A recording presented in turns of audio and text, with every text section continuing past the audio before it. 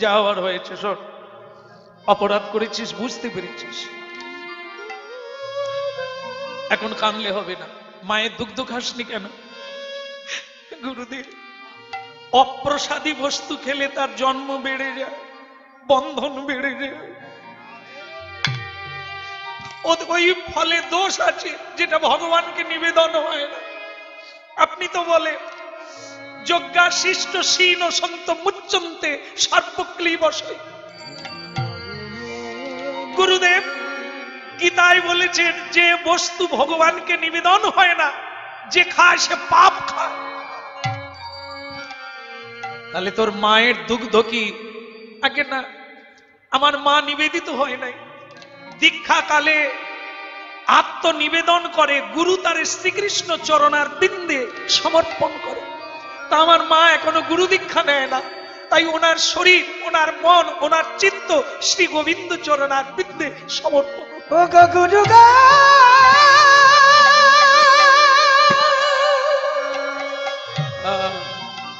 যাক, আমার ভালো লাগলো তোর কথা শুনে যে তোর জ্ঞানটাও এখনো ঠিক আছে। গুরু গুরু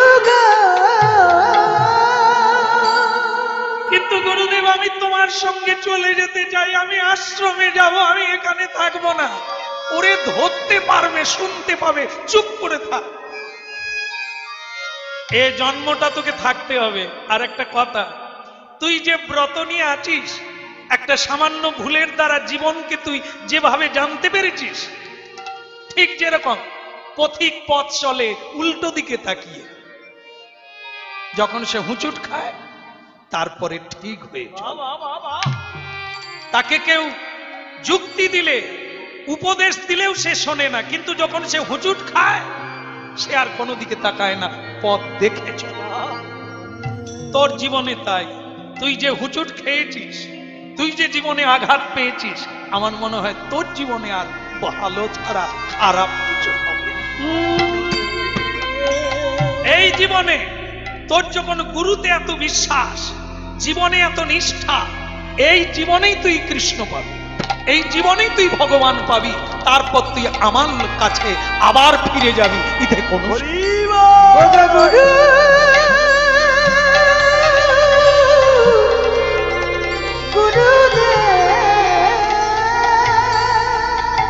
বলো কৃষ্ণ কন্হैया কি, আর একটু জোর করে লাগাইয়ে গুরু গোবিন্দ কি, অধিকের হলো কি।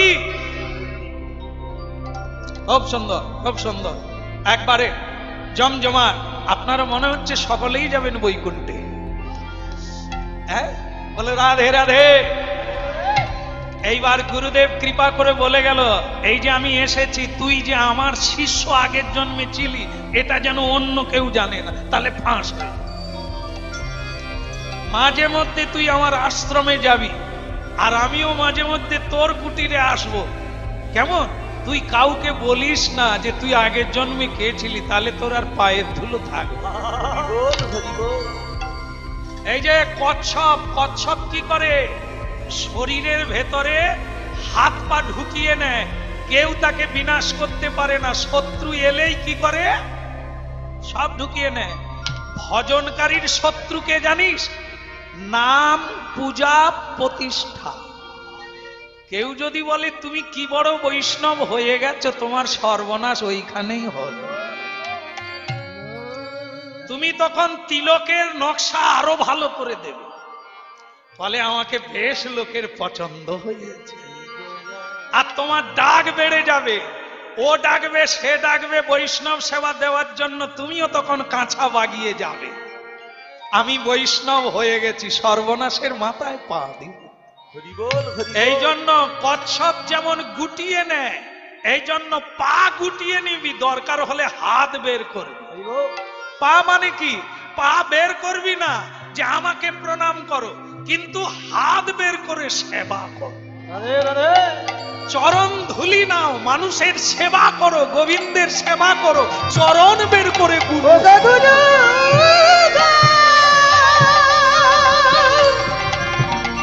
গুরু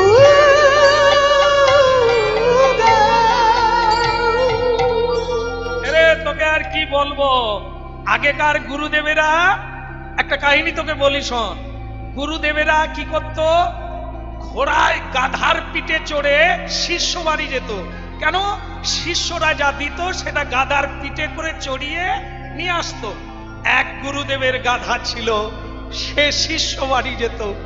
গুরুদেবের বয়স হয়েছিল, সে নামতে পারে না, গাধার পিঠে বসে থাকতো। শিষ্যরা গাধার পিঠে মাথা ঠুকিয়ে প্রণাম করত গুরুদেবকে। গাধার তখন মনে হতো আমার কি সম্মান বেড়ে গেছে, লোকে কিরকম আমাকে প্রণাম করছে। একদিন গাধার কি হলো জানিস? গুরুদেব যখন বিশ্রামে আছে, গাধা মনে করছে আমারও তো সম্মান কম নয়, গুরুদেব যখন বিশ্রাম করছেন করুক, আমি শিষ্য বাড়ি থেকে ঘুরে আসব। এইবার পিঠে আর গুরুদেব নাই, গাধা চলেছে শিষ্য বাড়ি, আনন্দের সীমা নাই। গাধার ডাক কত ভালো জানেন তবে, এ ডাকলে সকলের ঘুম ভেঙে যাবে আর বিরক্তি এসে কি থামলে তবে শান্তি হবে। সে গাধা ডাক দিয়েছে, সকলে মনে করেছে শাঁখ বাজা, শঙ্খ বাজা, উলুধ্বনি কর, ওই গুরুদেবের গাধা, মানে গুরুদেব এসে গেছে। সকলে এসে দেখে গাধা আছে, গুরুদেব নাই। তখন কেউ কেউ বলছে এ গাধা নিশ্চয়ই খুব চালাক পাটি, বইতে হয় বলে কষ্ট হয়, গুরুদেবকে কোথায় ফেলে দিয়েছে। মার ডাং নিয়া, ওরে ইট পাটকেল মার। সে আশা করেছিল ভালো মন্দ খাবে, এখন ইট পাটকেল খেয়ে রক্তারক্তি হয়ে কোন রকম পালিয়ে বেঁচেছে। গুরুদেব বলে তুই কোথায় গিয়েছিলি? বলে সেসব কাহিনী বলে লাভ নাই। বলে আরে বল না তুই কোথায় গিয়েছিলি, কে কি করেছে? বলে আপনার শিষ্য বাড়ি। তুই গেলি কেন? বলে আমি আপনার সঙ্গে গেলে লোকে আমার গায়ে মাথা ঠুকিয়ে প্রণাম করে, আমার মনে হচ্ছিল লোকে আমাকে প্রণাম করে, তাই আমিও একটু গিয়েছিলাম সম্মান পাবো বলে। বলে হতভাগারে গাধারে, আমি ছিলাম বলে তোকে প্রণাম করে, তা তুই ভাবলি কি করে তোকে প্রণাম করে? তাও তুই গেলি আমাকে বাদ দিয়ে গেলি কেন? সাধুকে বাদ দিয়ে কোথাও যায় কোনো কাজ হয় রে? এই যেমন ধরুন পিরেক কিসের হয়? প্লাস্টিকের তো, ও লোহার হয়। আচ্ছা লোহার পিরেক জলে ফেলে দিলে ভেসে যায়, ডুবে যায়। কিন্তু যদি তক্তার মধ্যে পিরেক মেরে দেওয়া যায়, তাহলে কিসের জন্য ভাসলো? তক্তার জন্য। তক্তার সঙ্গে সেটিং হলো বলে পিরেকটাও জলে। গাধা কোথাকা, তুইও ভেসে থাকবি, তুইও সম্মান পাবি, তুই সাধুকে নিয়ে যা। সাধুকে বাদ দিয়ে গেলে সারা পৃথিবীর লোক তোকে অসাধু বলবে আর শুধু মার খাবে। এই জন্য গুরু রামানন্দ যাওয়ার সময় বলে গেল, পা গুটিয়ে নিবি, কখনো গুরু হতে চাইবি না। কেমন? কখনো অহংকার করবি না, মাথা নিচু করে সবাইকে প্রণাম করবি, প্রাণ ভরে শুদ্ধাচারে হরিনাম করবি, দেবতারাও তোকে প্রণাম করবে, ইতে কোনো সন্দেহ নেই। দেখো বাপ, তোমাকে একটা কথা বলি, তুমি হাসো আর কাঁদো, আমি যেটা বুঝেছি, ও গান গাইলে মন ভরে, পেট ভরে। কত ভাগা, কত লোকে কত কিছু করে, এ বেটা জুতো সেলাই করে খালি হরিনাম করে নাচছে, তখন থেকে দাঁড়িয়ে আছে। দেখ জুতোটা সেলাই করে দেখ। চর্মকারের বেটা চর্মকা, সেলাই কর। নাম দিয়েছি রবিদাস, রবিদাস। এই রবিদাস, ভালো করে জুতো সেলাই কর, নাহলে পয়সা পাবি না। সে রবিদাস গান গাইতে গাইতে বলছে, আপনি ভাবলেন কি করে আপনার কাছে আমি পয়সা নেব?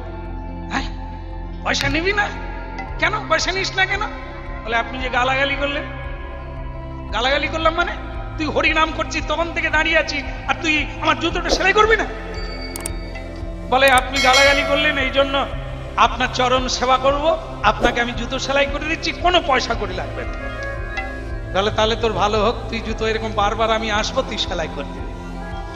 রোহিদাস বলে তুমি যে কত ঋণী হচ্ছ সে তুমি বুঝতে পারো। এই জন্য লোকে কুকুর কেন তাড়ালেও যায় না। কোথার থেকে একটা বড় কুকুর এসে দেখবেন অনেক বাড়িতে থেকে যায়, মৃত্যুকাল পর্যন্ত আপনার বাড়িতে থেকে যায়, মারলেও যায় না। কেন? ঋণ আছে, তাই কুকুর হয়ে সিকিউরিটি হয়ে শোধ করে গেল।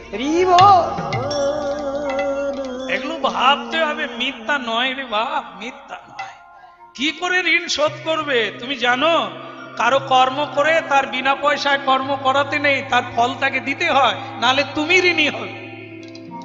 যেখানে সেখানে গিয়ে পাত পেতে খেয়ে নেবে, তোমার পেটে গাছ হয়ে ফল ধরবে। নিও না, দিতে শিখো। যত দিবে তত পাবে, আর যত নেবে সব যাবে। ভগবান হাত দিয়েছে, উল্টে দাও, সোজা করো না। এরকম করলে চাওয়া হয়ে যায়, আর এরকম করলে দেওয়া হয়ে যায়।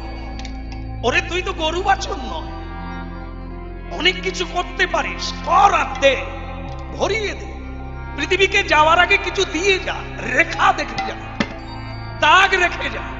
এমনি এমনি পেট ভরিয়ে ঘুমিয়ে খেয়ে মরিস না, এর কোনো দাম নাই। পৃথিবীতে একটা দাগ রাখ, কিছু দিয়ে যা, করে যা। কি পেলে এটা বড় কথা নয়, বড় কথা হলো কি দিলে, কি করলে। এটাই মানুষ দেখবে ইতিহাসের পাতা। এই জন্য সবাই জন্ম নেয়, সবাই মরে যায়, তুমি ওই রকম যেও না, একটা দাগ রেখে যাও। তোমার দ্বারা কি নাম হতে পারে? অমৃতস্য পুত্র। এই যে আপনার জুতো সেলাই হয়ে গেছে, ভালো লাগলো, বিনা পয়সায় জুতো সারিয়ে দিলে খুব ভালো হলো। কিন্তু একটা কথা বলতো বা, এমনিতেই তুই তোর ভাঙা ঘর, খেতে পাস না, জামা কাপড় ময়লা, তুই যে বিনা পয়সায় জুতো সারিয়ে দিলি, খাবি কি করে? ভজ রাধা কৃষ্ণ। আপনাকে আর কি বলুন, আপনি তো জীবনে হরিনাম করেন না, একবার হরিনাম করে দেখবেন, সব অভাব মিটে যাবে। বলো রাধা মাধব কি, বলো গিরিধারী কি। আচ্ছা, আপনাদের আমি বলেছিলাম এই পিছনের যে দাঙ্গা চলছে, বলবো বলেছিলাম না? হ্যাঁ, এই যে দেখেন, কে হারলো কে জিতলো বলুন তো? ভীষ্মদেব জিতে গেল, যিনি বিশ্বের ভগবান তিনি হেরে গেল। এই জায়গাটায় কেন ঘটেছিল এটা দেখুন। ভগবান প্রতিজ্ঞা করেছিল জীবনে নয়, কুরুক্ষেত্রে আমি অস্ত্র ধরব না। কিন্তু অস্ত্র ধরালো, সেটা কবে হলো? যুদ্ধ চলছে। একদিন দুর্যোধন গিয়ে ভীষ্মদেবকে বলল, ভীষ্মদেব সন্ধ্যাবেলা জপ করছে শিবিরে, দুর্যোধন গিয়ে বলছে, এখন যা দেখা যাচ্ছে আপনার জপ করেই কাটাতে হবে, যুদ্ধ টুদ্ধ আর আপনার দ্বারা হবে না। এই যে দিনাষ্টেক যুদ্ধ হয়ে গেল, আপনি পঞ্চ পাণ্ডবের একজনকেও মারতে পারলেন না। এতে তো আমার মনে হচ্ছে আপনাকে সেনাপতি না করে অন্য কাউকে করলে হতো। আসলে আপনার ভিতরে এত দয়া, এত মায়া, আপনি পঞ্চ পাণ্ডবকে তাই মারতে পারলেন। ভীষ্মদেবেরও খুব রাগ হলো।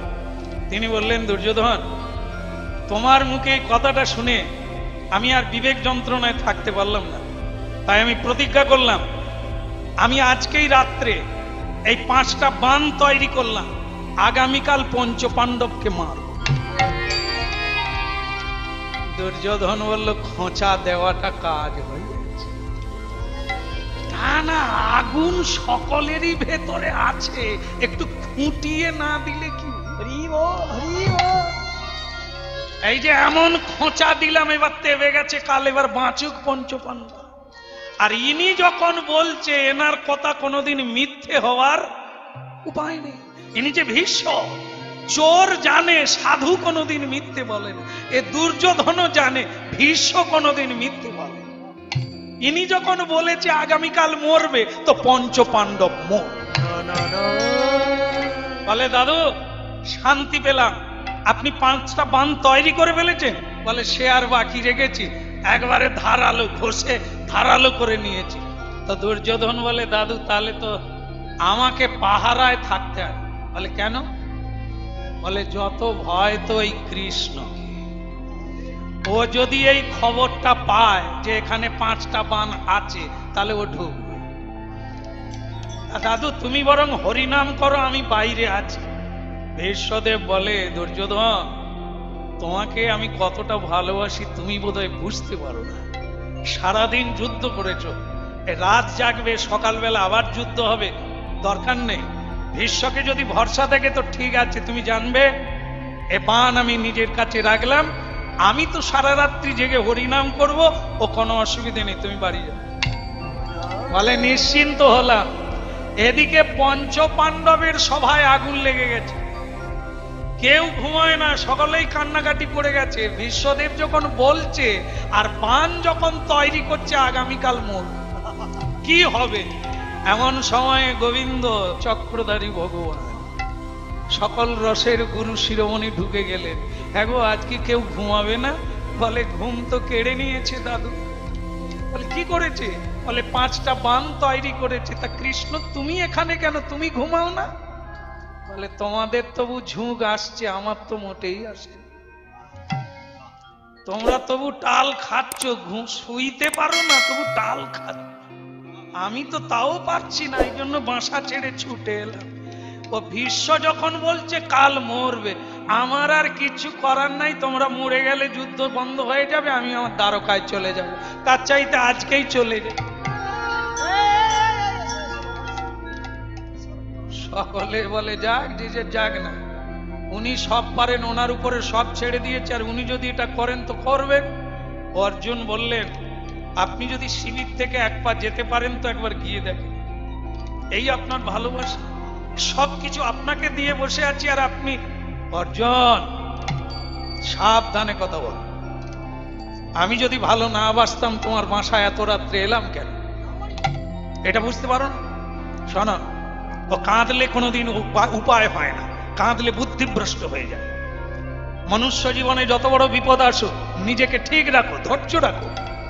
কাঁদলে বুদ্ধিভ্রষ্ট হবে, পথ খুঁজতে হয়, উপায় খুঁজতে হয়, তবে মুশকিল আসান হয়। শোনো, একটা উপায় আমার মাথায় আছে, ও হয়ে যাবে। বলে কি? আচ্ছা তোমার মনে আছে গন্ধর্বের সঙ্গে যখন যুদ্ধ হয়েছিল তখন দুর্যোধনকে তারা বেঁধে ফেলেছিল, তখন তুমি গিয়ে, অর্জুন গিয়ে তাদেরকে ছাড়িয়েছিল? বলে হ্যাঁ মনে আছে। সেদিন দুর্যোধন অর্জুনের প্রতি খুশি হয়ে বলেছিল, অর্জুন তুমি আমার ভাই, আজ আমাকে যে অপমানের হাত থেকে বাঁচিয়েছো, আমি তোমাকে একটা বর দিতে চাই, বলো তুমি কি চাও। মনে আছে? আগে হ্যাঁ মনে আছে কৃষ্ণ। আমি তখন দুর্যোধন দাদাকে বলেছিলাম, দাদা আমার এখন কোনো অভাব নাই, তাছাড়া মাথায় আসে নাই কি চাইবো, পরে চেয়ে নাও। তখন দুর্যোধন বলেছিল, ভাই কোনোদিন মনে হলে আমার কাছে যা চাইবি তুই তাই পাই। মনে আছে? বলে হ্যাঁ মনে আছে। আজকে তোমাকে সেটা চাইতে হবে। কৃষ্ণ কি চাইবো, যেটা বলে দেব সেটা চাইবো। বলে কি? তুমি দুর্যোধনের কাছে যাবে, গিয়ে দুর্যোধনকে প্রণাম করবে। বলে সেটা না হয় করলাম, তারপরে কি করব? দুর্যোধনকে বলবে, দাদা তুমি যে আমায় বর দিবে বলেছিলে, সেই বরটা আজকে দিতে হবে।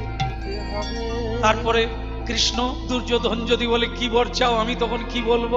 তোমার যেটা ইচ্ছা হয় সেটা চেয়ে নেবে। ওহো, আমাকে তুমি বলে দাও আমি কি চাইবো। ঠিক আছে ঠিক আছে, তাহলে তুমি এই বর চাইবে। কি বর? তুমি বলবে, দাদা তুমি যে রাজ পোশাকটা পরে আছো ওইটা আমাকে খুলে দাও। অর্জুন বলে, তো তুমি রসিকতা করছো, দুর্যোধনের পোশাক নিয়ে আমি কি করব? বলে কাজ হবে, তুমি নিয়ে আসো না, প্রশ্ন করতে নেই, কাজ করতে হয়, মেনে নিতে হয়। কেমন? গুরু কেন বললো, সাধুরা কেন বললো, ওটা প্রশ্ন করতে নেই, মেনে নাও, কাজ। হরি বল হরি বল। অর্জুন বললেন, প্রণাম চরণে।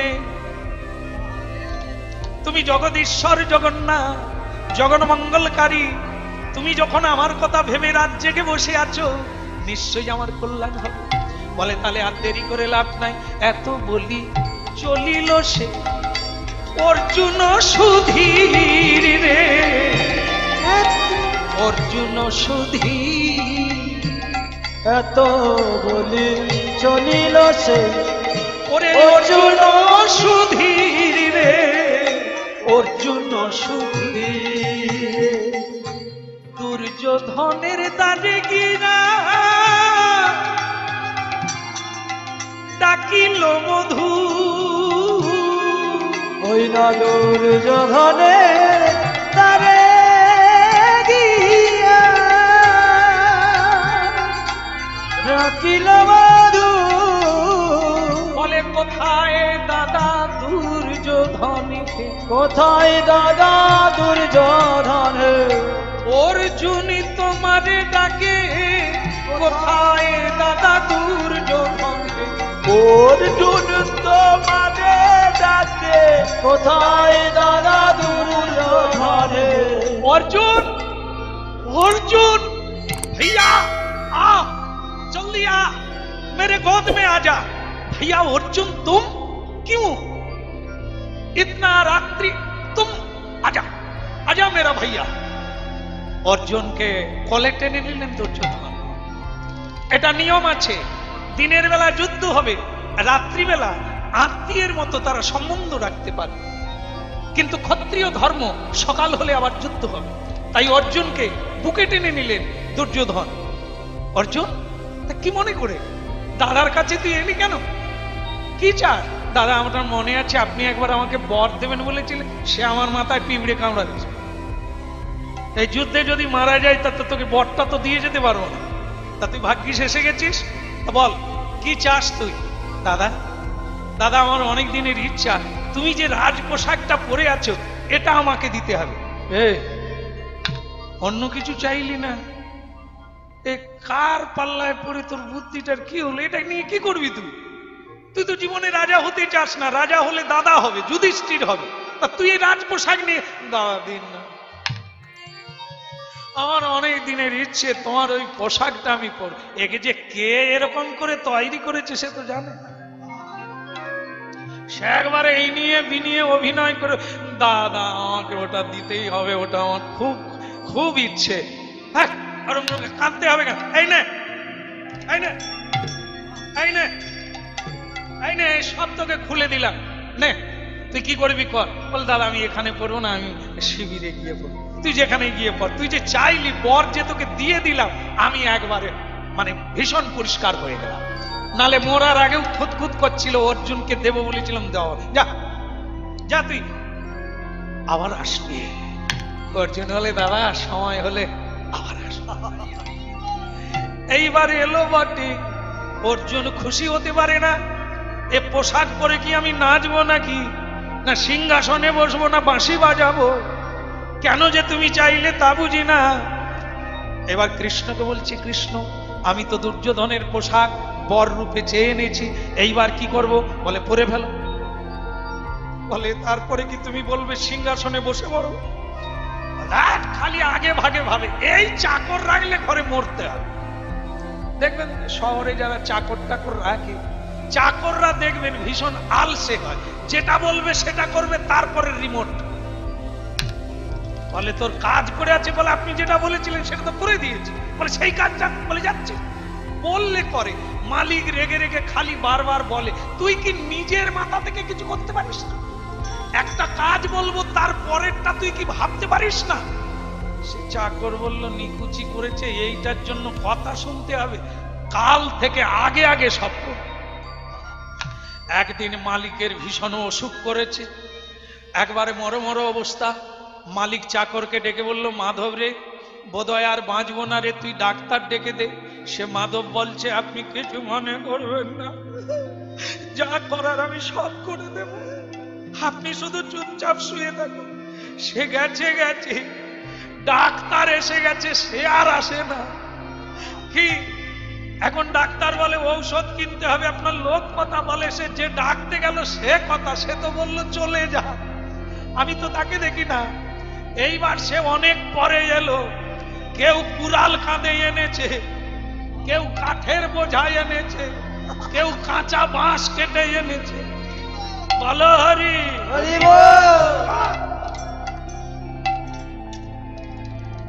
বলে মালিক বাবু বলে মাধব তুই কোথায় ছিলি? বলে আমি কত কাজ করেছি জানো। বলে কি কাজ? ডাক্তার ডাকলু, তারপরে যারা কাঠ কাটবে তাদেরকে ডাকলু, তারপরে বাঁশ কাটলু, দড়ি পাকালু, এইবার তারা এসে গেছে, এবার আপনি বলুন তুলে নি। বলে রে বেটা তুই কাকে তুলবি? বলে আপনাকে। বলে কেন? আমি তো বেঁচে আছি। বলে আপনি যে তখন বললেন মরে যাচ্ছি। সেটা না হয় বলেছি, তুই কাঠ কাটার লোক ডাকলি কেন? হ্যাঁ, সব দিন খালি আমাকে বলেন আমি আগে কাজ করতে পারি। এই যে আপনি মরে যাবেন, পরে কাঠ কাটতে যাব, কত সময় লাগবে, এই জন্য মরার আগে আমি সব ব্যবস্থা করে রেখেছি। সে বলে বাপ তুই 6 মাসের মায়না নে আর বাড়ি যা। তুই কবে না জানে আমি বেঁচে থাকবো, তুই চিতায় তুলে দিবি। এই যে বাপ বলার আগে করে না। এখন অর্জুনকে বলে, কৃষ্ণ বলে তুই পর না বা কেমন, তুই পোশাক পরে নে। বলে তারপরে কি করব? ভীষ্মদেব এই সময়ে 5টা বান নিয়ে জেগে আছে, হরিনাম করছে। তবে ওর ঘরে কোনো বিজলি বাতি নাই, প্রদীপ জ্বলে। সেই টিম টিম প্রদীপ জ্বললে তোমাকে ভালো চিনতে পারবে না। দুর্যোধনের পোশাক পরে যাবে, তুমি দুর্যোধনের মতো একটু গম্ভীর করে দাদু বলে ডাকবে। তাতে যদি ভীষ্মদেব বুঝতে পারে যে মানে দুর্যোধন এসে গেছে, তারপরে যেটা করার তোমাকে বলে দিচ্ছি, কানে কানে তুমি সেটা। এইবার অর্জুন দুর্যোধনের পোশাকে পরে ভীষ্মদেবের মন্দিরে ঢুকলো। দাদু, দুর্যোধন আবার এলে কেন? এসো। দাদু আমি ঘুমোতে পারি না, ওই যে 5টা বান না, আমি ঘুমোতে পারি না। আগে ওই কৃষ্ণ এসে যাবে, অর্জুনও আসতে পারে, এই জন্য আমি চলে এলাম।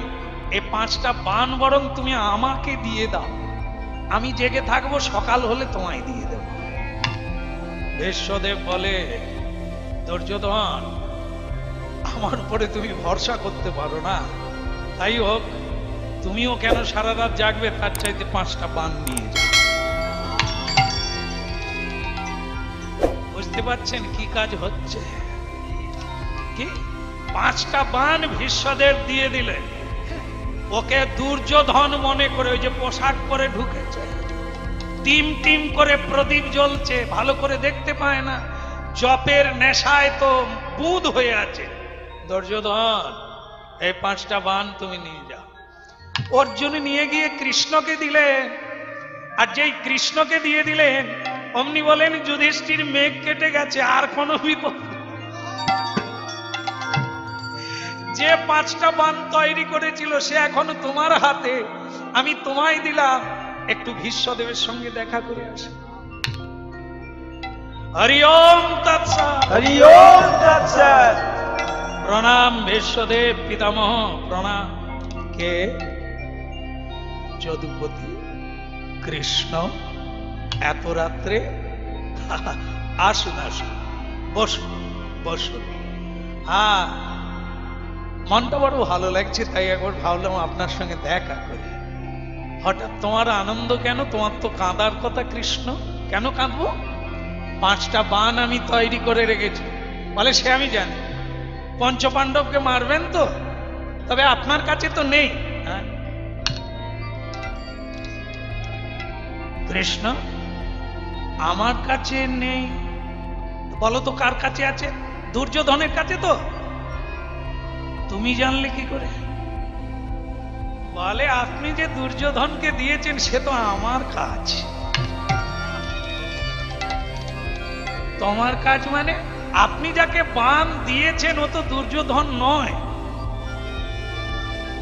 দুর্যোধন নয়? তাহলে যে দুর্যোধনের পোশাক দেখলাম, হ্যাঁ পোশাকটা দুর্যোধনের, কিন্তু দুর্যোধন নয়।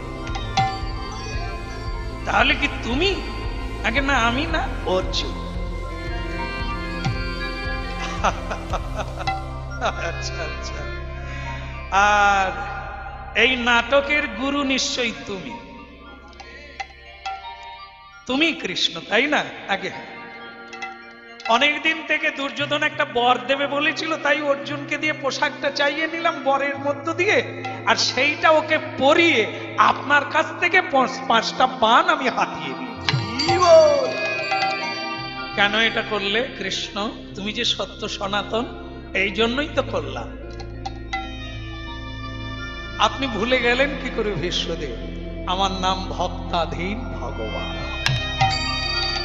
ভক্ত আমার চোখের সামনে মরে যাবে।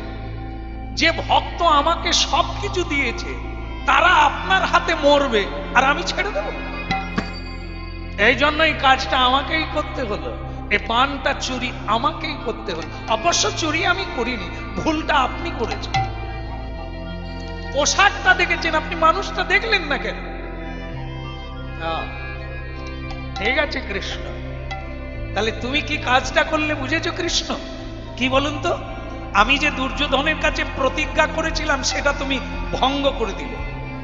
তার মানে আগামীকাল আমাকে প্রমাণ হয়ে যাব আমি মিথ্যেবাদী। আমার প্রতিজ্ঞার, আমার কথার কোনো মূল্য নেই, তাই তো? আগে হ্যাঁ, এটা আপনার ব্যাপার।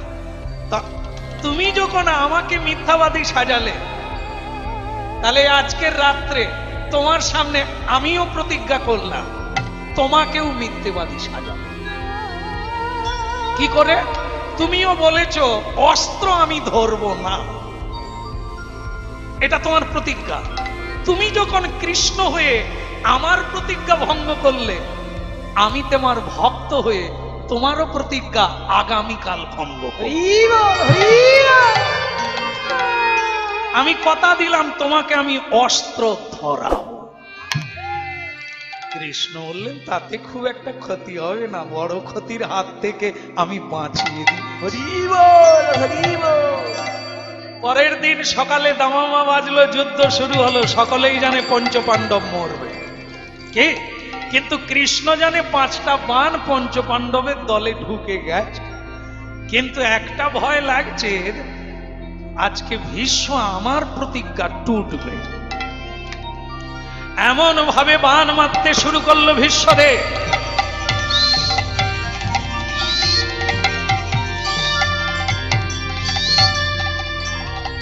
বানে বানে বান বরিশা,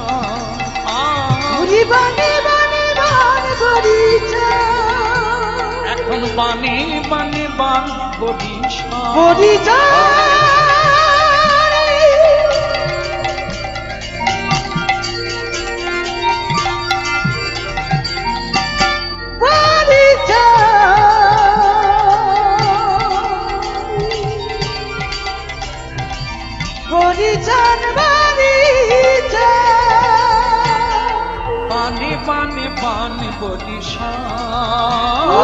বানে বানে বান বরিশা, এবারে হরি হরি করে ভক্ত, হরি হরি করে ভক্ত,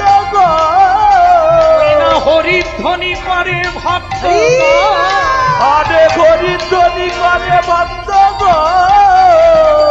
বানে বানে বান বরিশা, বানে বানে বান বরিশা, বানে বানে বান বরিশা। এমন ভাবে যুদ্ধ শুরু হলো, অর্জুনের প্রাণ যায়।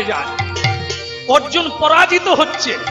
কৃষ্ণ, আমি পেরে উঠছি না, যদুপতি আমি পেরে উঠছি না, আমি ভীষ্মদেবের সঙ্গে আজ পেরে উঠছি না।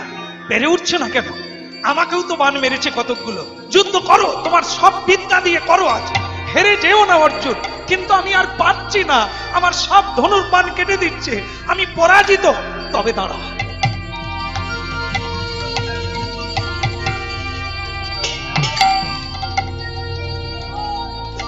হরিনাম শুনতে হবে।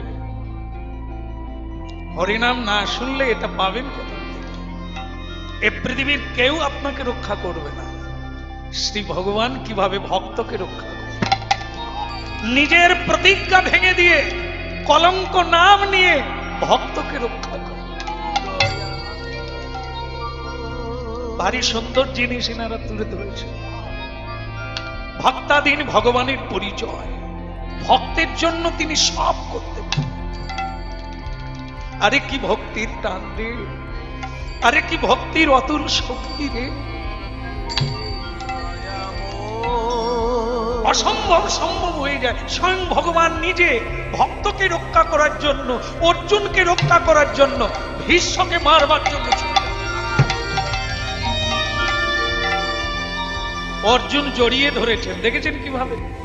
টেনে রাখতে পারছেন না। কেন? ও তো অর্জুনের হয়ে যুদ্ধ করতে যাচ্ছে না। অর্জুন যে এই সনাতনের কাছে থেকে সে সনাতনটাকে ধরে নিয়েছে। মরতে সবাইকে একদিন হবে, কিন্তু কলঙ্ক নিয়ে নয়, মিথ্যা বলে নয়, ব্যভিচারী করে নয়। জীবন যদিও ক্ষণভঙ্গ, তবু এ জীবনের মূল্য কোনো কিছু দিয়ে পাওয়া যাবে না। এই জীবন এত বড়, এত উঁচু, এত দামের, একে দিয়ে এ সারা বিশ্বকে উল্টে দেওয়া যায়। বহু মানুষকে আলো দেখানো যায়, অন্ধকার থেকে আলোতে টেনে আনা যায়। এই সে জীবন। যাবেন না, আপনি যাবেন না কৃষ্ণ, আপনি যাবেন না। না অর্জুন, তুমি আমাকে ছেড়ে দাও। আমার প্রতিজ্ঞা ভঙ্গ হয় হবে, কিন্তু ওকে আমি ছাড়বো না, ওকে আমি ছাড়বো না। ও আমার ভক্তকে বিনাশ করে, এত বড় সাহস। আমি প্রতিজ্ঞাবদ্ধ, আমি আমার প্রাণ দিয়েও ভক্তকে রক্ষা করব। তা তোমার এত বড় সাহস, তুমি আমার অর্জুনকে বধ করতে যাও? অর্জুন আমার প্রাণের চেয়েও বেশি, তাই আজ আমি তোমাকে ছাড়ব না। অর্জুন বলে, কৃষ্ণ, তোমার প্রতিজ্ঞা ভঙ্গ হলে সত্য ভঙ্গ হবে, সত্য ভঙ্গ হলে তোমার মহিমা নষ্ট হবে। তুমি যেও না কৃষ্ণ, আমার জন্য তোমাকে এটা করতে হবে। ভীষ্মদেব তার আগে অস্ত্র ছেড়ে দিয়েছে, ধনুর্বাণ রেখে দিয়েছে, রেখে দিয়ে হাসছে আর বলছে, লাগাও লাগাও ওটা, আসুন আসুন আসুন। আজ দেখুক লক্ষ লক্ষ যোদ্ধা, বীর, গগনবাসী, স্বর্গবাসী, গন্ধর্ব, কিন্নর, সকলে দেখুক। আসেন আসেন, আমি অস্ত্র ছেড়ে দিয়েছি, মারুন, আসুন। হে কমললোচন ভগবান, আজ ভক্ত ভগবানের লড়াই হয়ে যাক, তোমার হাতে ভীষ্মের প্রাণ।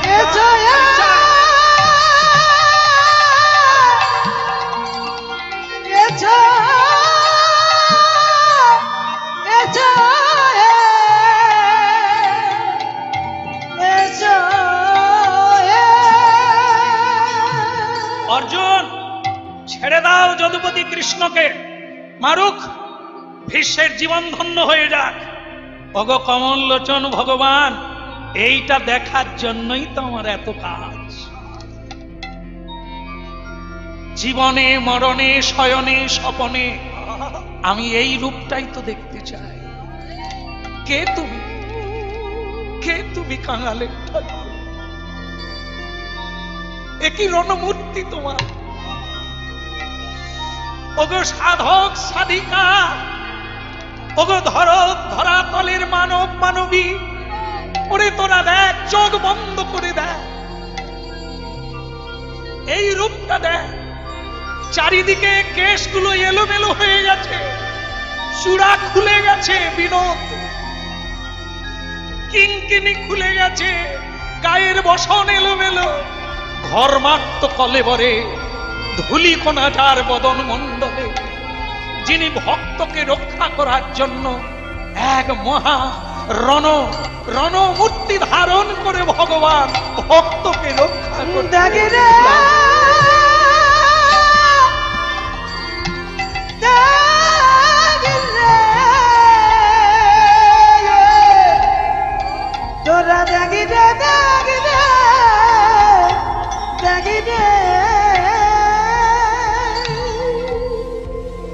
ভগবান চমকে উঠেছেন। তবু কি হলো, ফেলে দিলেন কেন? তবে এটাও করে রাখেন, মনে রাখেন, গতকাল রাত্রে আপনাকে বলেছিলাম না, অস্ত্র আমি ধরাও। প্রভু, আমি যেদিন মরব, আমি যখন এই পৃথিবী থেকে চরণ তুলে নেব, দয়া করে ওই রূপটা আপনি আমাকে দেখান। এই রূপটা আমি দেখতে দেখতে মরতে চাই। ভক্তমন্ডলী মায়েরা, আমরা যাকে ভগবান বলে এত কাঁদছি, এত ডাকছি, এত কীর্তন গাইছি, এত শুনছি, এ সেই ভগবান। বিশ্বদেব যখন স্বইচ্ছায় দেহান্ত হয়েছিলেন, তখন উনি বলেছিলেন, প্রভু সেই মূর্তিটা দেখা, সেই রূপটা যেন আমি দেখতে দেখতে এই ধুলার ধরণী থেকে বিদায় নিতে পারি। তুমি মোর প্রভু, তুমি মোর স্রষ্টা, তুমি মোর হৃদয়, তুমি মোর প্রাণ, তুমি মোর প্রভু, হৃদয় বিহারী। হে দেখা দাও, দেখা দাও, দেখা দাও, হে প্রভু, হে কৃষ্ণ মুরারি ওগো গিরিধারি, তোমারি চরণে আমি শরণ নিলাম। কৃষ্ণ মুরারি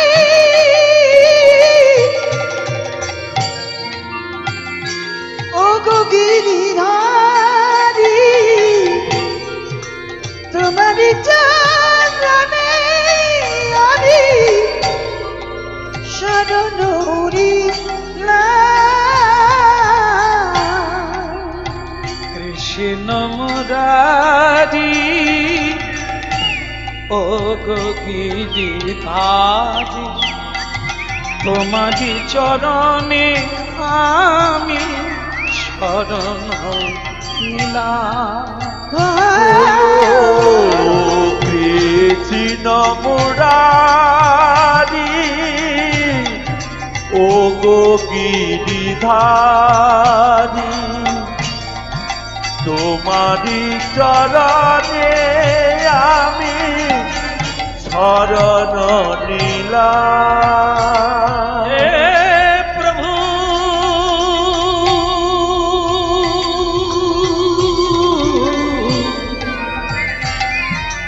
হে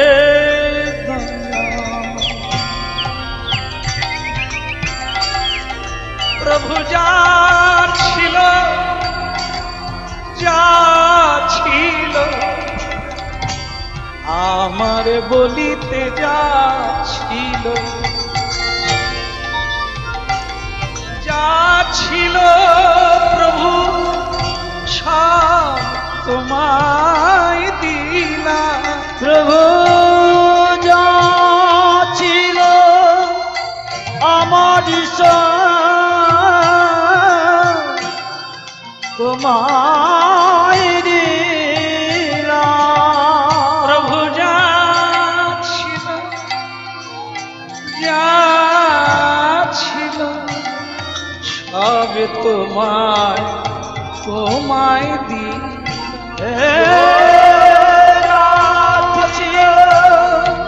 আমার তোমায় দিলাম। কৃষ্ণ মুরারি ও গো গিরিধারি,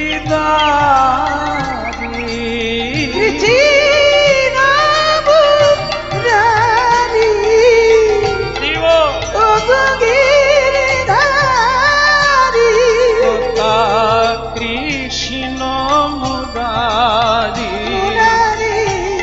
ও গো গিরিধারি, ও গো কৃষ্ণ মুরারি ও গো গিরিধারি।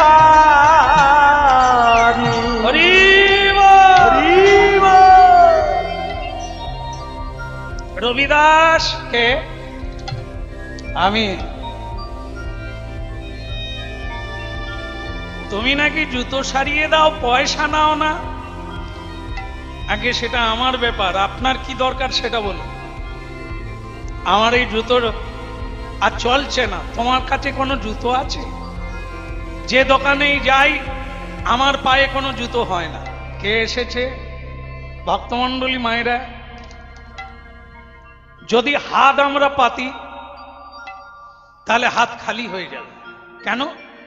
মানুষ দিলে কুলোয় না, ভগবান দিলে তার জন্য কি করতে হবে? দিয়ে যেতে হবে। দিতে দিতে কোনদিন হাত যদি না পাতেন তাহলে জমিদার একদিন জগতের সম্রাট তোমার কাছে আসবে। এসে গেলে স্বয়ং ভগবান একদিন জমিদারের বেশ ধারণ করে রবিদাসের কাছে এলেন। হরি বল। এই দেখো, অনেকগুলো দোকানে ঢুকলাম, আমার পায়ে জুতো হয় না, তা দেখি তো তোমার দোকানে আমার পায়ে জুতো হয় কিনা। তো তখন রবিদাস বলছে, আগে আপনার পায়ের মাপটা দেখি। ভগবান বলে, এ তো খুব চালাক পাটি, এ পার মাপ নেবে বলে। দেখো, পায়ের মাপ দরকার নাই, তোমার কত প্রকারের জুতো আছে তুমি বের কর। তা রহিদাসও বলে, তাহলে আমার দোকানে জুতো হবে না, আপনি অন্য দোকানে। বলে, তুমি তো আচ্ছা টেঁড়া লোক। বলে, কেন? বলে, আমি বলছি তোমার জুতো বের করো, আমি মেপে দেখে নেব। তখন রবিদাসও বলে, তুমি পা বের করো না, আমি মেপে দেখি জুতো আছে কিনা। ভগবান তখন বলে, দোকান খুলেছ আমার ইচ্ছাই তোমার ইচ্ছা, তোমার ইচ্ছা নয়, জুতো বের করো। রহিদাস বলে, তোমাকে আমি তো ডাকি না, ঝাঁপ তুলে রেখেছি বলে কি তুমি যা বলবে আমি তাই শুনবো না। আর এটা আমার দোকানের নিয়ম, পার মাপ দেখে জুতো বের করো। ভগবান বলে, শেষ পর্যন্ত বোধহয় পা বের করতে হবে। এই না, টেঁড়া কোথাকার, ওর কথাই মানতে হলো। এই না, সে রহিদাস একবারে পা দেখে তো, আরে পায়ে কিসের দাগ? সে দেখে শঙ্খ, চক্র, মৎস্য, কূর্ম, এসব পায়ে চিহ্ন দেখে সে পা একটু একটু করে তুলতে তুলতে নিজের কাঁধে তুলে নিয়েছে। ভগবান খালি এরকম হেলতে আচার্যের, পা কোথায় নিচ্ছিস? বলে, পাটা ভালো করে দেখে। ভগবান বলে, আরে পড়ে যাবো যে। বলে, পড়ে গেলে কি আছে, শুয়ে পড়ুন, আমি পা দেখি। ভগবান বলে, এ বোধ হয় কিছু দেখে ফেলেছে, নাহলে আমাকে শুয়াতে চাইছে কেন? বলে, এরে তোর জুতো আছে তো, তুই আমার মাথায় দিবি না পায়ে দিবি? বলে, পাটা ঠিক মতো না দেখলে মাপ নেব কি করে? সে রবিদাস দেখতে পেয়েছে এ চিহ্ন তো মানুষের পা নয়। সে তো অনেক কীর্তন শুনেছে, শাস্ত্র পড়েছে, গুরু রামানন্দর কাছে অনেক শুনেছে কি কি লক্ষণ থাকলে ভগবান হয়, কি কি লক্ষণ থাকলে বৈষ্ণব হয়, কি কি লক্ষণ থাকলে ব্রহ্মজ্ঞ ব্রাহ্মণ হয়, কি কি লক্ষণ থাকলে মানবের মধ্যে মহামানব হয়, কি লক্ষণ থাকলে সতী নারী হয়, এ তার জানা আছে। এই জন্য সে আনমুরারি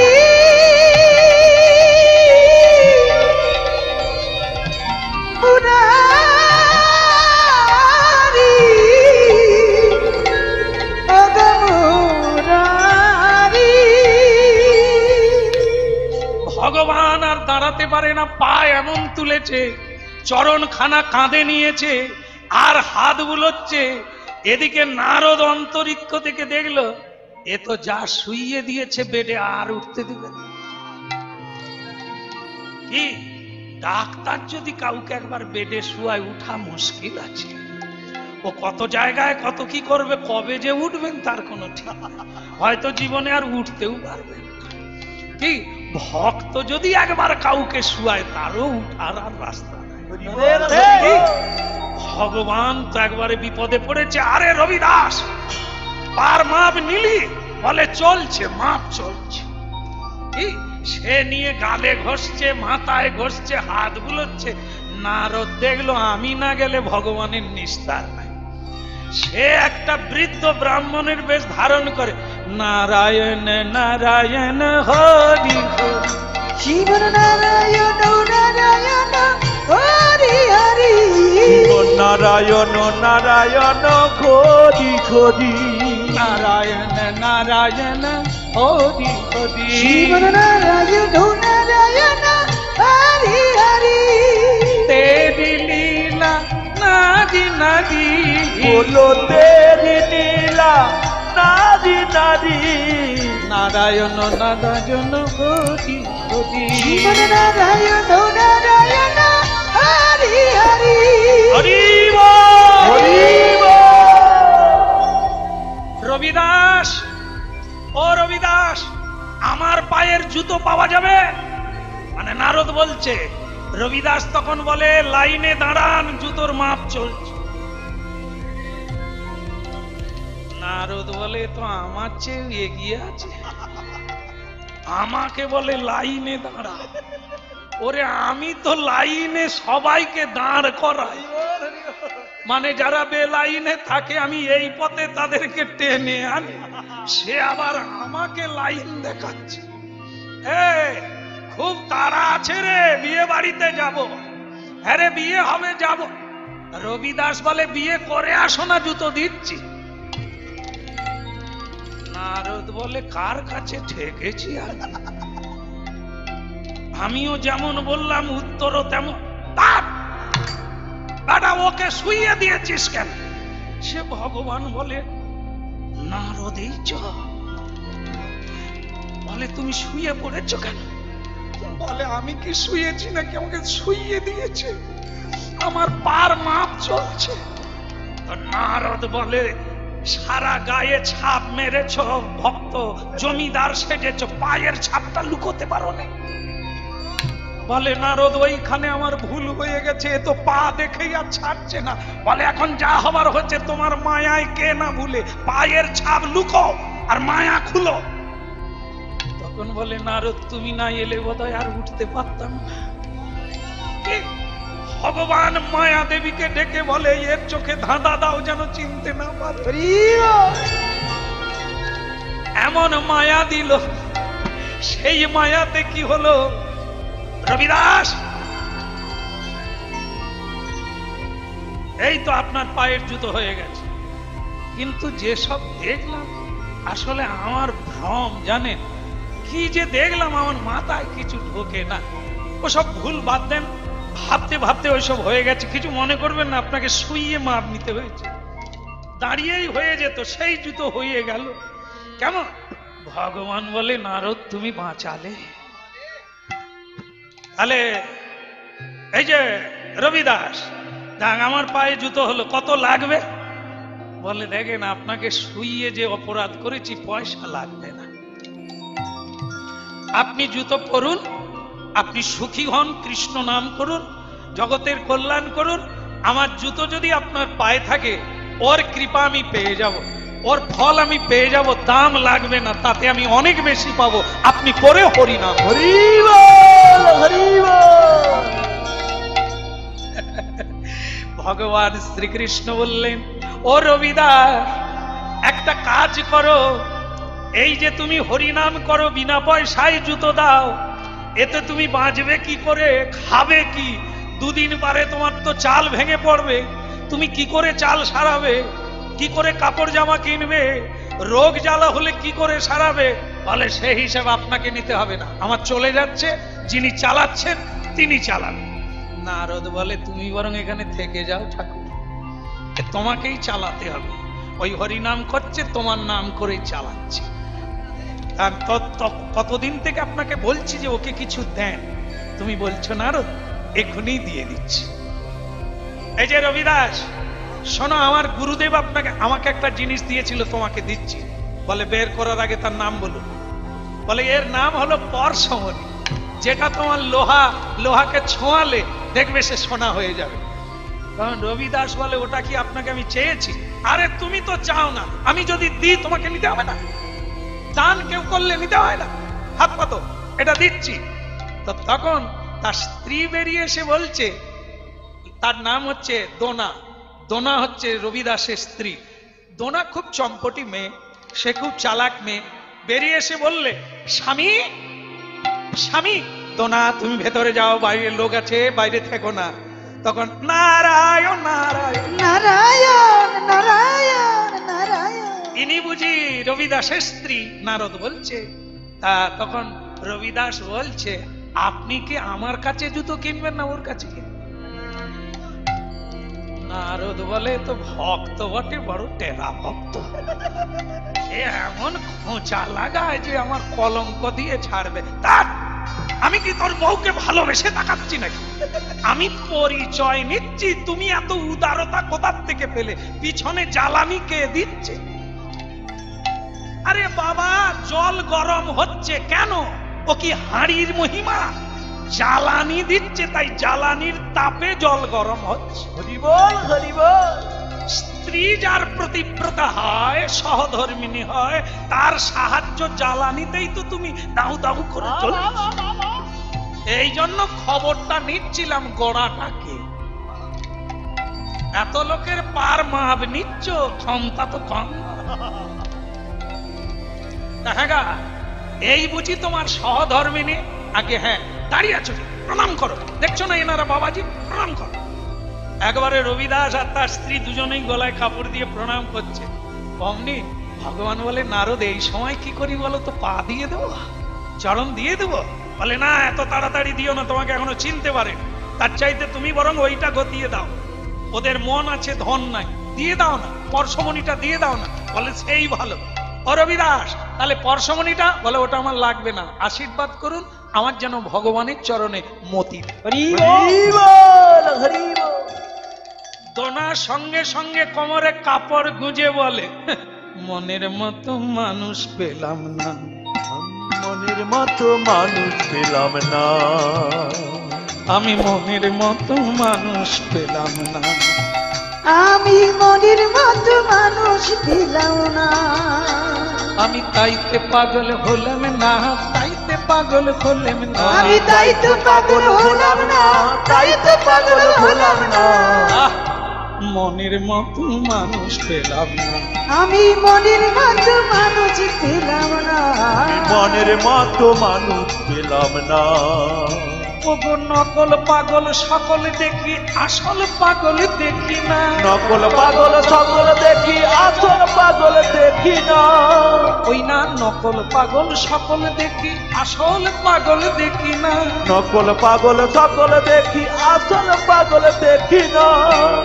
আমি মনের মতো মানুষ পেলাম না, তাইতে পাগল হলেম না, তাইতে পাগল হলেম না, মনের মতো, মনের মতো, মনের মতো মানুষ পেলাম না। আমি তাই তো পাগল হলাম না, মনের মতো মানুষ পেলাম না।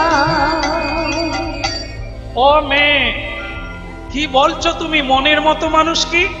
বলে, আপনারা কত ভালো লোক, নিশ্চয়ই আপনাদের স্ত্রীগুলো সুখে আছে। আমি একটা মনের মানুষ পেয়েছি, গলায় হার নাই, হাতে চুড়ি নাই, বালা নাই, বাজু নাই, কিচ্ছু নাই। আজকে আপনারা যেচে সেদে পরশমণি দিচ্ছেন, নিয়ে কথা স্ত্রীকে দেবেন না। হাতের লক্ষ্মী পায়ে ঠেলছে। নারদ বলে, মেয়েটা তো বেশ মন্দ নয়। বলে, মা তোমাকে আমার ভালো লেগেছে। রবিদাস বলে, সঙ্গে করে নিবেন না। হরি বল হরি বল। আপনারা মশাই লোভ দেখাতে পারেন, লোভ কমাতে পারেন না। আমি কত করে স্ত্রীকে সামলে সামলে গয়না ঘাটি সব খুলে বিক্রি করে দিয়েছি। কেন? গায়ে গয়না থাকলে অহংকার জাগবে, ভালো শাড়ি পরলে অহংকার জাগবে, অহংকার জাগলে ভেতরের সব নষ্ট হবে, ভক্তি নষ্ট হবে। আমি তাকে কত বুঝিয়ে সুঝিয়ে লাইনে আনলাম, আর এনারা এসে ফসকে আমার বউ নিয়ে পালাম। নারদ বলে, দাঁত একটা আমার নাই, তোর বউ নিয়ে গিয়ে আমি কি করব? বলে, আমি সে কথা বলি না, বউয়ের মনটা যদি আবার উঁচু হয়ে যায় আমি কি করে সামলাবো?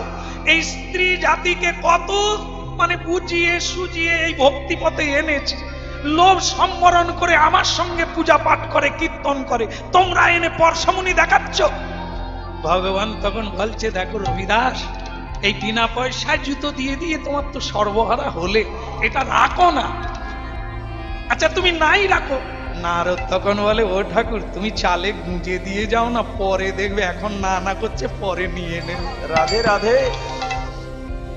এই যে মা, একটা কাজ করো, তোমার স্বামী তো নিল না, আমরা এই চালে গুঁজে রেখে যাচ্ছি, তীর্থের দিকে যাচ্ছি, তবে তোমাদের ভালো লাগলে নিয়ে নিও। আবার তীর্থ থেকে ফিরে এসে আমরা এটা নিয়ে যাব, যদি থাকে দিও, আর নালে তুমি ব্যবহার করো। তো না বলে, তোমরা চলে যাও, কি করতে হয়েছে আমি করে দেবো। কি মনের মতো মানুষ পেলাম না, না মনের মতো মানুষ পেলাম না, আমি তাইতে পাগল হলেম না, তাইতে পাগল হলেম না, আমি তাই তো পাগল হলাম না, তাই তো পাগল হলাম না। মনের মতো মানুষ পেলাম না, আমি মনের মতো মানুষ পেলাম না। এইবার ভগবান তীর্থে চলে যাবার নাম করে অন্তর্ধান হলেন, নারদ ঋষি চলে গেলেন। কিন্তু বাবা কি আর বলবো, যেই দেখলো দোনা পরশমুনি রেখে গেছে, প্রমাণ করে দিয়ে গেছে, ওর যে রামপি যেটা দিয়ে চামড়া কাটে সেটা সোনা হয়ে গেছে, তাকেও চালে গুঁজে রেখেছে। ওদিকে জমিদার, ওই দেশের জমিদার এই দৃশ্যটা দেখেছে, ওখানে পরশমণি আছে, এইটা পাওয়ার জন্য তারা কত চেষ্টা করছে। এদিকে কিছুদিন পরে তীর্থ থেকে ফিরে এইবার নারদ বলছে, ও ঠাকুর কত বড় লোক হয়েছে, একবার দেখবো চলো। দেখবো চলো। কিরকম বাড়ি বানিয়েছে, আর কিরকম খাওয়া দাওয়া জামা কাপড় বানিয়েছে, দেখবে চলো। দেখবে চলো। নারদ এলো ইজা ঠাকুর, আইলা ভক্তের বাড়ি রে, আইলা ভক্তের বাড়ি লইয়া ঠাকুর, আইলা ভক্তের বাড়ি রে, আইলা ভক্তের বাড়ি। ওগো নারদ এলো ইজা ঠাকুর, আইলা ভক্তের বাড়ি রে, আইলা ভক্তের বাড়ি। লইয়া ঠাকুর, আইলা ভক্তের বাড়ি রে, আইলা ভক্তের বাড়ি। এই যে হরিব রবিদাস, রবিদাস পরশমণিটা কাজে, এ তো সেই ভাঙা ঘর, সেই ছেঁড়া জামা। আচ্ছা রবিদাস, যে পরশমণিটা দিয়ে গিয়েছিলাম তুমি ব্যবহার করো না? গোঁজা আছে, গোঁজা আছে, নেবেন চুপচাপে চলে যাবে। কেন, তোমাকে যে দিয়ে গেলাম, আর তোমার দোনা স্ত্রী বলে সে মরে গেছে। কবে মরল? বলে যেদিন আপনারা দিয়েছেন সেদিনই মরে গেছে। বলে কিরকম মরল? বলে আমি তার গলা টিপে দিয়েছি। কিরকম গলা টিপলে? বলে না না, তার গলা না, লোভের গলা টিপে দিয়েছি। আমি স্নানে চলে গেছি, আর আমার দোনা ওটা নাবাতে গিয়েছে, আমি সেটা দেখে ফেলেছি। দেখে তাকে বলে দিলাম, তুমি যদি ওটা না পাবে তাহলে ওটাই তুমি পাবে, আমাকে আর পাবে না। তো আমার দোনা বুঝে নিল, ওই পরশমণির চেয়ে এই পরশমণি তার কাছে অনেক দাম। ওই পরশমণিতে সোনা হয়ে যায়, মানুষের অহংকার জাগায়, ঈশ্বর ভুলে যায়। কোন বৈষ্ণব পরশমণির স্পর্শ পেলে তার জীবন বদলে যায়, কৃষ্ণপাদ পদ্ম পেয়ে যায়। এর চাইতে বল প্রভু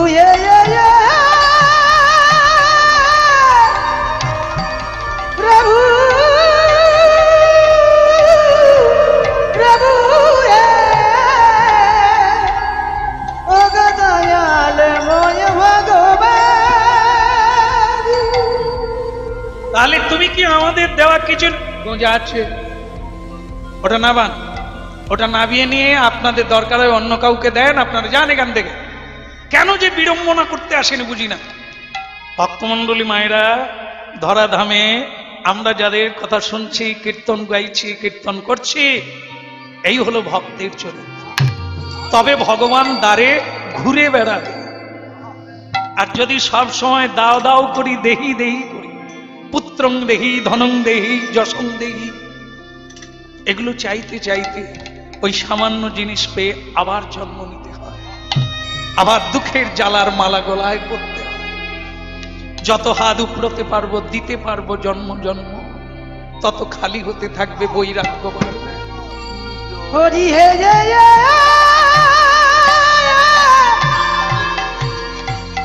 হরি হরি তুমি করুণাময়ী হরি হে। ভক্তমণ্ডলী মায়েরা, রবিদাস তিরস্কার করে স্বয়ং ভগবানকে তাড়িয়ে দিলে, পরশমণিটা হাতে দিয়ে দিলে, যান এখান থেকে। এদিকে ছড়িয়ে পড়ল, চারিদিকে তার নাম ছড়িয়ে পড়ল। ভক্ত চায় না তার সুনাম হোক, তার প্রতিষ্ঠা বেড়ে যাক, লোকে তাকে প্রণাম করতে চায় না। কিন্তু কাশীধামের রানীমা মুগ্ধ হয়ে গেলেন, এই রবিদাসের মহিমায় মুগ্ধ হয়ে গেলেন।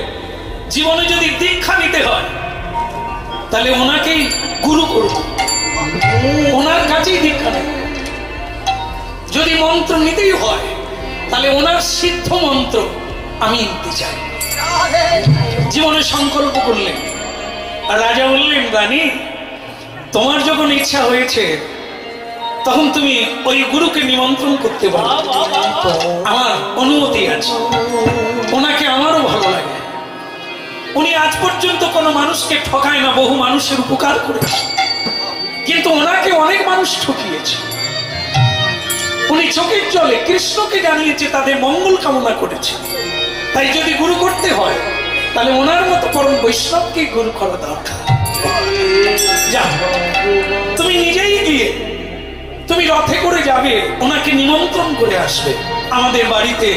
উনি আসবে, এখানে উনি দীক্ষা দান। আমার প্রণাম নেবেন বাবা, প্রণাম নেবেন।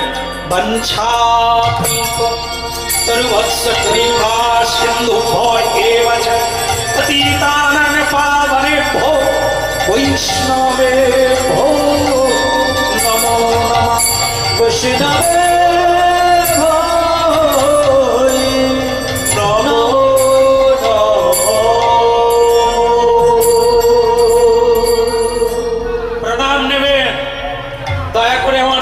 স্বীকার করবেন কে আপনি? আমি কাশীধামের রানীমা। কি করলেন আপনি? প্রণাম করলেন কেন? আপনি যে রানীমা, আপনি যে লক্ষ্মী, সবাই আপনাদের নমস্কার করে, তাছাড়া আপনি আমাকে প্রণাম করলেন কেন? আপনি যে পরম বৈষ্ণব, এই জন্য আপনি ভুল করছেন রানীমা। আমি সাধারণ এক চর্মকার, আমাকে প্রণাম করে আপনি তো ভুল করলেন মা। ভুল আমি করিনি বাবা, শুধু আজ থেকে আপনাকে প্রণাম করলাম তা না, আপনাকে আমার গুরু রূপে বরণ করে নিলাম। কিন্তু রানীমা, আমি যে নিজ জাতি, আমি যে চর্মকারের ঘরে জন্ম নিয়েছি। গুরুদেব, জন্ম হোক যথাতথা, মানুষের কর্ম হোক, কর্মই আপনাকে বড় করে দিয়েছে। তাই আমি চাই আপনার চরণে আশ্রয় নিয়ে ভব সমুদ্র পার। দেখেন রানীমা, এই দীক্ষার ব্যাপারে একটা মত আছে, এ কাউকে জোর করে দেওয়া যায় না, আইন করা যায় না। কারো যদি মনে কাউকে ভালো না লাগে, সেখানে আশ্রয় নিলে তার শ্রদ্ধা জাগবে না।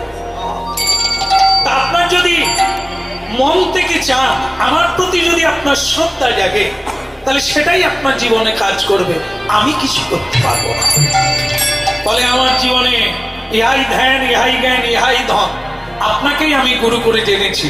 এখন যে আমার বাড়িতে আপনাকে একটু চরণধুলি দিতে হবে, চরণধুলি নয় মা, মহোৎসব মানেই বৈষ্ণব, সাধু সজ্জনের নিমন্ত্রণ হবে। তা সেখানে গেলে আমার বৈষ্ণব দর্শন হবে, মহাপ্রসাদ পাবো, কৃষ্ণ কথা শুনবো। যাবো না কেন? আমি ঠিক তোর বাড়ি। ভক্তমণ্ডলী মায়েরা নিমন্ত্রণ হয়ে গেল, ব্রাহ্মণদের নিমন্ত্রণ দিলেন, আরো বৈষ্ণবদের নিমন্ত্রণ দিলেন রানীমা। অনেক সাধারণ মানুষ যারা হরিকথা জীবনে বলে না, তাদেরকেও নিমন্ত্রণ দিলেন। বাড়িতে এক মহোৎসবের ব্যবস্থা করলেন। আর এদিকে রবিদাস তার স্ত্রীকে নিয়ে ছেঁড়া বেরিয়ে গেছে। ওটা ঠিক করে বলো। রাজবাড়ির গুরুদেব আমি, তুমি তার পত্নী হয়ে ছেঁড়াটা ঢাকতে পারো না? স্ত্রী তখন বলে, তুমি তো একটা সেই পরশমণি ছেড়ে দিলে, ওটা নিলে তো ভালো শাড়ি পরত। এখন বলে ছেড়ে রাখো, রাজবাড়িতে যাচ্ছি, তোমার মান সম্মান থাকবে, তখন ওটা নিলে তো পারতে, যে রাজবাড়িতে একদিন গুরু হবে তুমি। এই জন্য বলে এরা কখনো ডুবায় আবার কখনো ভাসায়। যখন বুঝে যায় তখন জলের মতো, আবার যখন ভেসে উঠে একবারে ফুলে পেটে যায়। রাধে রাধে। যা আবার হয়েছে, ছেঁড়া হোক, পরিষ্কার হতে হবে। ছেঁড়া জামা কাপড় হয় বলে মানুষ ছেঁড়া না।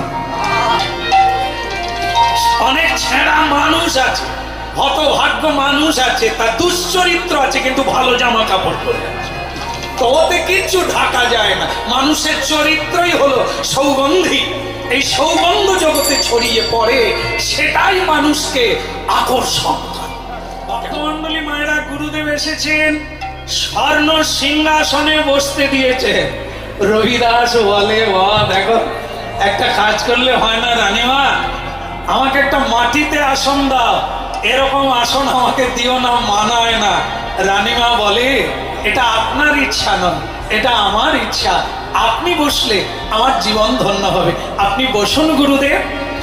যেই বলা, তুই বলছিস তোর ভালো লাগবে, আচ্ছা তাই বসলাম মা।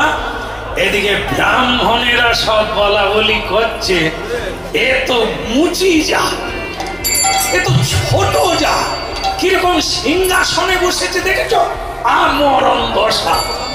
এইবার জাত পাট সব গেল, বলে তবে যা হওয়ার হবে, সেবাটা কিরকম হয় সেটা দেখো। ভক্তমণ্ডলী মায়েরা, এইবার সেবা দিতে বসলো। শ্রী গুরুদেব বললেন, দেখ মা, আমাকে আলাদা করে সেবা দিস না, সাধু গুরুর সঙ্গে প্রসাদ পেতে হয়। কেন? এই কথাই বলা হয়েছে, যেটা সাধু সঙ্গে বসি করো শ্রবণ কীর্তন, সাধু সঙ্গে বসি করো প্রসাদ সেবা। কলিকালে এই দুটো খুব প্রধান জিনিস, খুবই উত্তম জিনিস, তবে এই দুটো এই নিয়মে করতে হবে। কৃষ্ণ কথা যখনই কেউ শুনবে, চেষ্টা করবেন সাধুর পাশে বসে। বসলে কি হবে, যেটুকু আমার মধ্যে অভাব আছে, সাধুর প্রভাব আমার মধ্যে প্রবেশ করবে। আর সেদিন আপনারা দেখবেন, সাধু সঙ্গে কৃষ্ণ নাম শুনলে আপনার নয়নে অশ্রু আসবে, আর সেটাই কাজ হয়ে যাবে। অনেক জন্মের কাজ এক জন্মে হবে, যদি মনটা যুক্ত হয়ে যায়। এর নাম হচ্ছে ভক্তি যোগ। যোগ ঘটলে আলো জ্বলবে, ভেতরের অন্ধকার নিভে যাবে। এই জন্য সাবধানে সাধু সঙ্গে বসে শ্রবণ আর কীর্তন করতে হবে। আরেকটা জিনিস, এই হরিনাম শুনলে যেমন হয়, পুজো করলে যেমন হয়, কীর্তন করলে যে ফল পাওয়া যায়, মহাপ্রসাদ পেলে একই ফল লাভ করা যায়। মহাপ্রসাদে গোবিন্দে নাম ব্রহ্মণি বৈষ্ণবে স্বল্প পুণ্যাং ব্রতাং রাজন বিশ্বাস নৈব শ্রীমদ ভাগবত। সুখদেব গোস্বামী পরীক্ষিত মহারাজকে এই তত্ত্ব বলেছিলেন, হে পরীক্ষিত মহারাজ, চারটা জিনিস, মহাপ্রসাদ, গোবিন্দের নাম ব্রহ্মণি, হরিনাম আর বৈষ্ণব, এই চারটা জিনিস পৃথিবীতে আছে। তবে দুর্ভাগ্য, কারো যদি অল্প পুণ্য থাকে, তার এই চারটা জিনিসে বিশ্বাস হবে না, আর সে কোনোদিন এর কৃপা পাবে না। মহাপ্রসাদ স্বয়ং গোবিন্দ, আর নাম ব্রহ্ম আর বৈষ্ণব, এই চারটা এক। এই জন্য যদি প্রসাদ পাবেন, তো আপনার এই অবিদ্যা জাল দূরীভূত হয়ে এই দেহটা চিন্ময় প্রাপ্ত হয়ে যাবে। প্রসাদ প্রসাদে সকলেই কয়, জানিয়া শুনিয়া প্রসাদ পাইলে ব্রজধাম প্রাপ্তি হয়। প্রসাদের মহিমা কীর্তন করতে হবে, প্রসাদের মহিমা জানতে হবে, প্রসাদের স্তুতি করতে হবে, তবে আপনাকে প্রসাদ কৃপা করবে।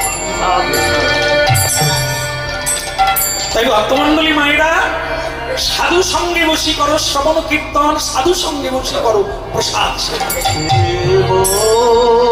মা কিছু মনে করিস না, তুই হয়তো চাইবি তোর গুরুকে ভালো জায়গায় দিতে, কিন্তু আমার নিবেদন রাখ মা, আমাকে বৈষ্ণবদের সঙ্গে প্রসাদ দে। তাই হবে বাবা, আপনার ইচ্ছাই আমার ইচ্ছা। আপনি বসুন। রানীমা, তোমার কি মাথা খারাপ? এ মুচি, এ চর্মকার চামা আপনি চিনতে পারেন না কি গুরু করে ফেলেছেন? আর আমরা ব্রাহ্মণ ব্রহ্মজ্ঞ, আপনি আমাদের পঙ্কতিতে কি করে প্রসাদ দিচ্ছেন? আপনি কি করে ভাবলেন যে আমরা প্রসাদ? চলো বললি আর উঠতে পারলি না, এ মনে হয় কদিন খায় না। খেয়েও মরবি না খেয়েও মরবি, নিজের ধর্মটা ঠিক রাখ। একটা মুচির সঙ্গে বসে খেয়ে নিবি, তোর ব্রহ্মণত্ব থাকবে? তাই চললাম রানীমা, তোমাকে আমরা ভক্তি করতাম, তোমাকে জ্ঞানী বলে জানতাম, কিন্তু তোমার যে এতটা অধঃপতন হবে আমাদের জানা ছিল না। কোথাকারকে মুচি জুতো সেলাই করে খায়, তাকে তুমি গুরু করলে করলে করলে একসঙ্গে প্রসাদ পেতে দিলে এটা তোমার কোন জ্ঞান? ব্রাহ্মণকে ছোট করা হয় না। চললাম, এ প্রসাদ আমরা পাবো।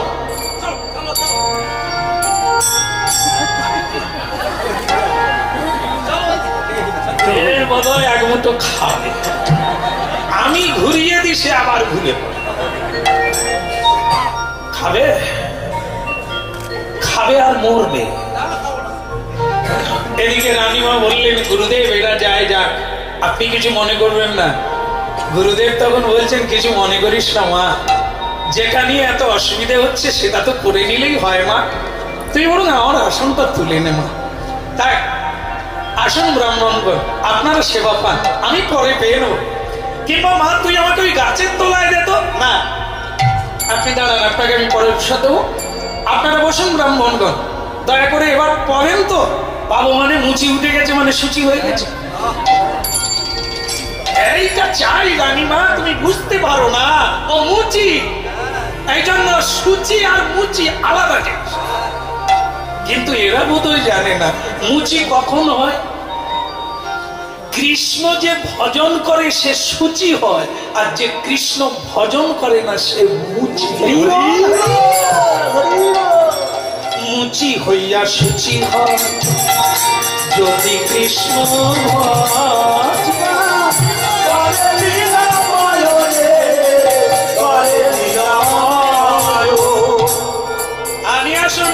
হরিবল হরিবল। ব্রাহ্মণরা বসলো আর রবিদাস বসলো অন্য জায়গায়, তবে সেবা পায় না, বসে আছে। এমন সময় এরা কি করলো, সব পাতাতে দেওয়া হয়ে গেছে, লুচি পুরি মিঠাই মন্ডাই সব পড়ে গেছে। ওং ব্রহ্মং খলিদং ব্রহ্মং।